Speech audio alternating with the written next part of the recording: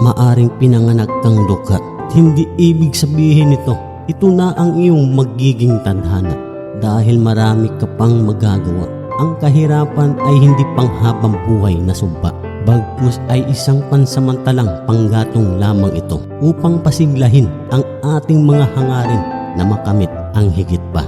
Huwag mawalan ng pag-asa. Alalahanin mo kung bakit nariyan ka. Ito ay hindi lamang para sa iyo. Ito ay para sa iyong pamilya, para sa kinabukasan na gusto mong buuin para sa kanila. Ang kahirapan ay hindi mo kaaway. Ito ang iyong pinakadakilang guro na tutulong sa iyo na paunlarin ang iyong pagkatao. Kaya't hayaang baguhin ka ng kahirapan at isipin ito bilang isang silid-aralan na may mga aral kang matutunan na magiging kasangkapan mo sa pagtugis ng iyong kapalaran.